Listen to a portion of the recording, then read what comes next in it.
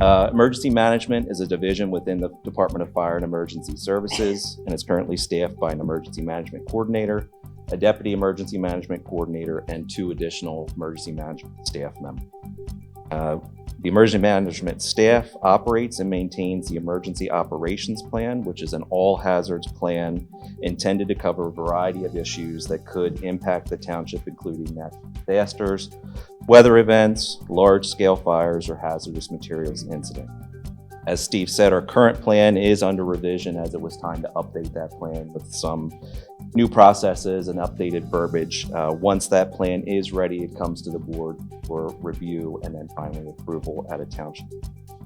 Our plan does operate within the National Incident Management System and is designed to interface with other municipalities, Chester County Emergency Management, Pennsylvania Emergency Management, and federal emergency management agencies as needed as an incident escalate.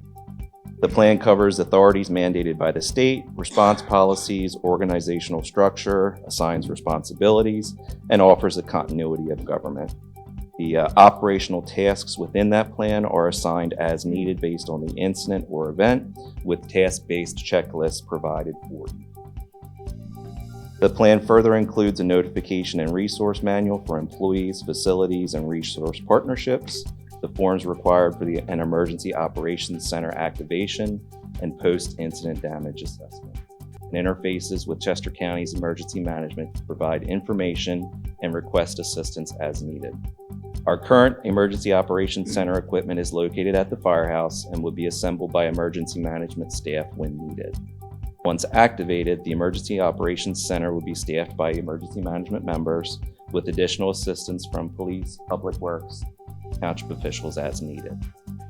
Our non-emergency efforts include working to increase planning efforts for large-scale events and for hazard-specific sites within the township. Our staff continues their training by participating in quarterly trainings offered by Chester County, state and federal classes available online and in person, conferences, and exercises with community partners. We are also planning in-house trainings to evaluate the revised Emergency Operations Plan upon its completion, followed by Emergency Operations Center activation exercises, with the intention for these exercises to increase in scale to involve the emergency management staff, township staff, the board, and even the county. Steve, if you can give us an overview of another successfully completed Eagle Scout project. Sure, thank you, Scott. A member of Troop 78, who is a troop, which is a troop that has completed, I think, 4 or 5 Eagle projects in the township recently. A young man named Likit Kumar Manga completed a project. It's the firehouse siren. There, Zach, thank you. You brought it up. That's just down, as you exit tonight, unless it's dark. And even then, you'll probably be able to see it, given its bright yellow color. It's just right down the hill. It'll be on your right. And you can see Likit standing there. While that looks like it was a simple project, it really wasn't. It was restored years and years ago by another Eagle Scout. And Likit coordinated with the volunteer fire leadership, in particular with Gary McCusker, and I'd like to thank Gary for taking the time to work with Likit. And to become an Eagle Scout, you have to do there's a lot of steps for you to even get to on the cusp of a project, and then you have to plan and organize, execute the project, show leadership. And they always have surprises and they learn along the way, and I know Likit did. There was welding involved, and he had to find someone who could help him with that. So it wasn't just a matter of gluing things together and painting it. Much more complicated than that. But anyway, I just wanted to publicly thank Likit for completing the project. It's a great symbol of the fire service, and I think it's a great thing that he did for us. Bill Holmes, former supervisor, who's now turned to the Malvern Public Library side of town, has an update on The library. On the I library. figured that's why everybody's here tonight. I know. We got a full house.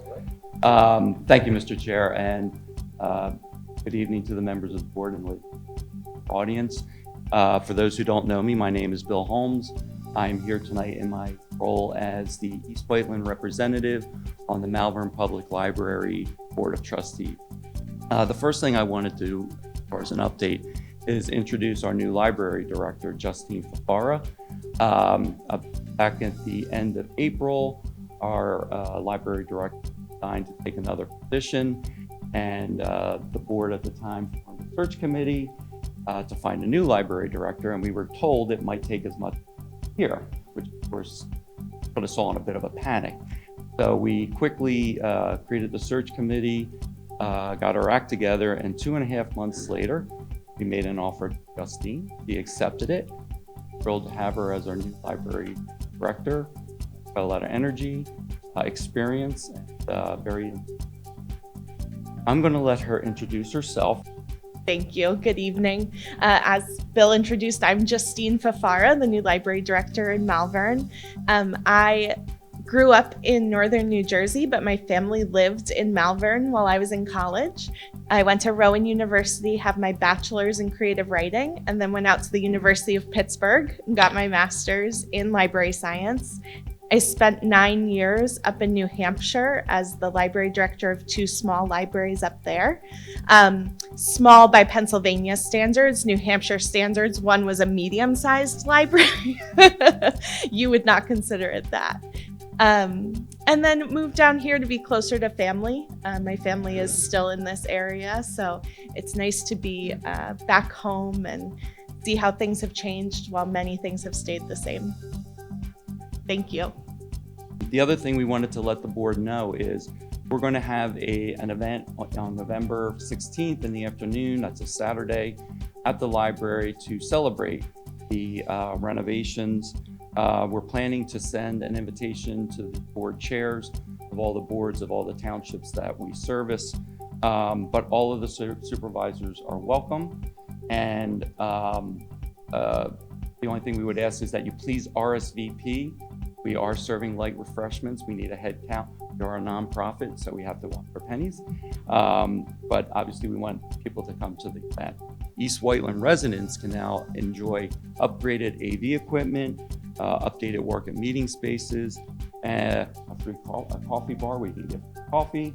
And because of the renovations, we now have a lot more space to hold more materials, including the books and other materials.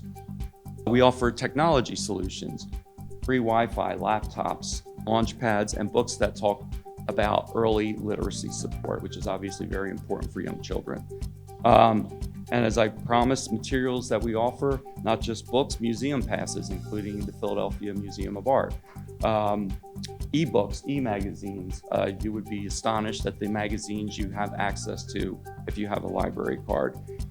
Also a free movie streaming service. So if you can't afford Netflix or you're tired of paying for Netflix, come to the library. We have a service called Canopy that you can use.